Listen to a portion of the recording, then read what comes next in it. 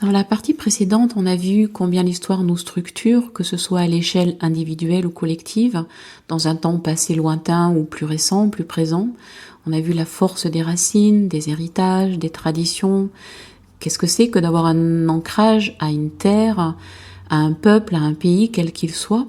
On a vu l'idée que nos racines sont vivantes et nous aident à respirer, et que nous sommes invités en fait à aimer ce que nous sommes, là où nous vivons, et combien nous sommes en fait en devenir.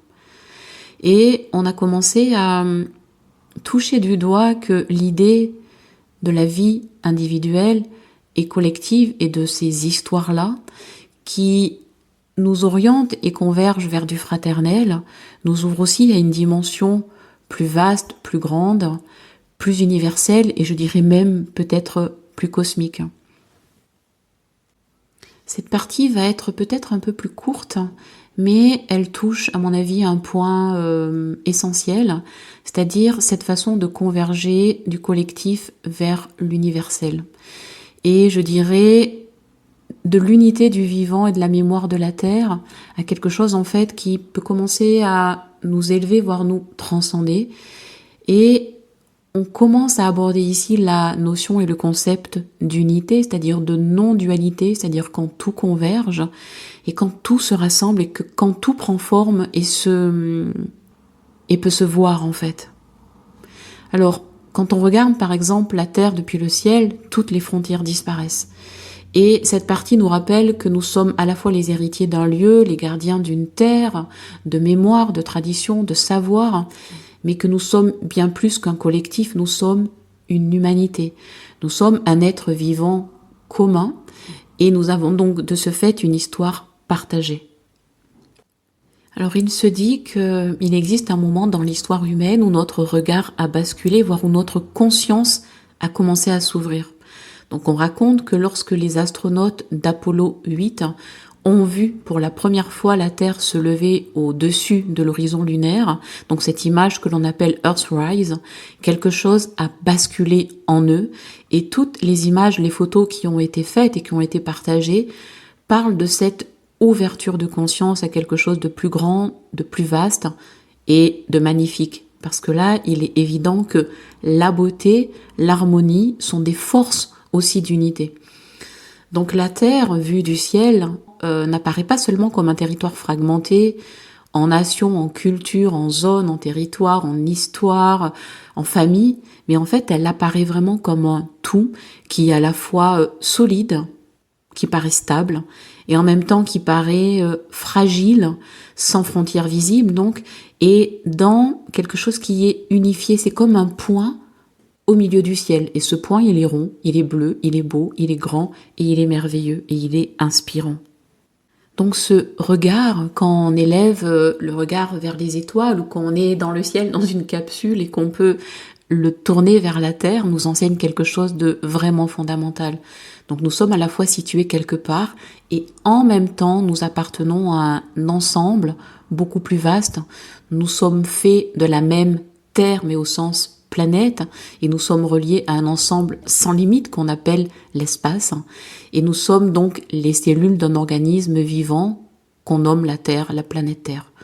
Alors, moi je pense que nous sommes et que nous n'avons jamais cessé d'être des explorateurs et des bâtisseurs, des explorateurs de notre monde intérieur, de cette connaissance de soi, de notre histoire personnelle, à travers le vécu, mais aussi nos mémoires et nos héritages, mais aussi des explorateurs d'un monde collectif, commun, qui devient universel à travers une histoire partagée, qui en est en fait l'origine. Alors je crois que aujourd'hui nous sommes à un point de bascule, parce que quand nous avons exploré notre histoire personnelle, travaillé sur nous, pour nous, avec nous, traversé nos blessures individuelles, nos traumas, quand on a rejoint cet état dit de résilience, de pardon, quelque chose s'ouvre immanquablement à l'intérieur de soi et ça nous ouvre sur les autres et sur le monde.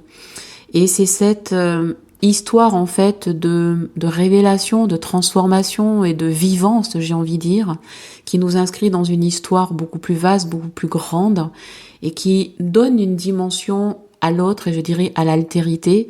Et cet autre, ça peut être mon prochain, mais ça peut être mon quartier, ça peut être mes voisins, ça peut être mes amis, ça peut être des inconnus, ça peut être d'autres personnes, ça peut être d'autres planètes.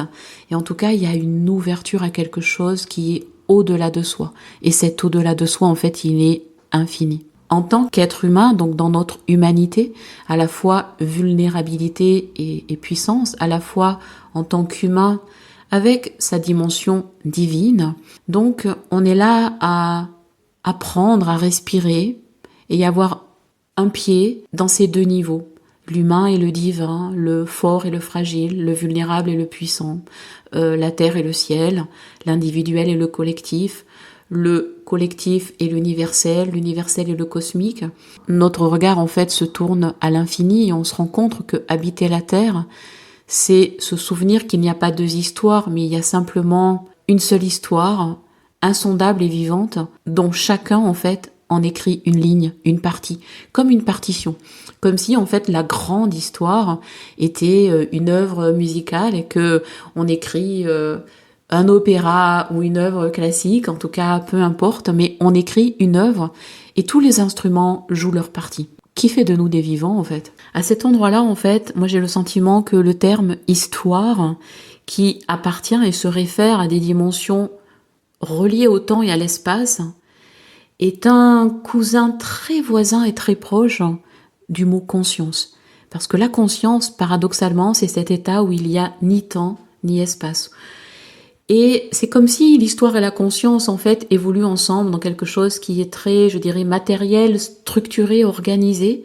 Et la conscience, quelque chose qui est sans forme, sans limite, sans temps, sans espace. Et de la même façon que l'histoire peut être lue et déclinée à plusieurs niveaux, la conscience se décline aussi à plusieurs niveaux. Alors, on parle d'état de conscience. Et j'ai vraiment envie de les mettre en parallèle pour dire qu'il n'y a pas d'histoire plus importante qu'une autre, que la petite n'est pas plus importante que la grande. En fait, toutes les histoires sont reliées, elles se complètent. Et de la même façon, la conscience, il n'y a pas un niveau de conscience supérieur à un autre. Il y a simplement la conscience que l'on habite et qui nous enseigne et qui est absolument parfaite pour soi. C'est la conscience et l'histoire, en fait, qui nous amènent dans un grand voyage de développement. Alors, comment dire, individuel, collectif, universel, cosmique, créatif, humain, divin. Moi, je n'ai pas les termes, mais je crois que quand on relie toutes les dimensions de l'histoire à toutes les dimensions de la conscience, on arrive à un endroit où le développement ne peut plus du tout être personnel.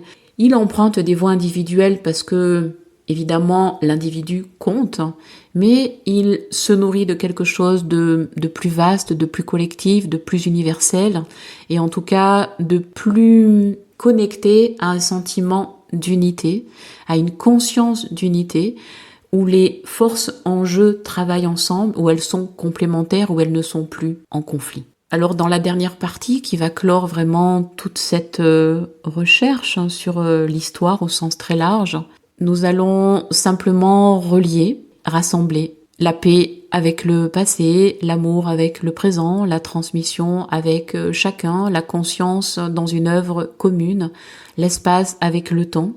Et nous allons simplement faire œuvre d'humilité pour se tenir dans cet endroit où les choses sont à la fois merveilleusement claires et qui restent tout autant complexes et inconnues. Tout simplement pour à la fois pouvoir se baisser vers la terre ou s'élever et lever le regard vers le ciel et continuer à vivre dans notre terre, là où nous sommes, sur la terre, sur cette planète, elle-même posée dans l'univers et cet univers posé dans un système merveilleux.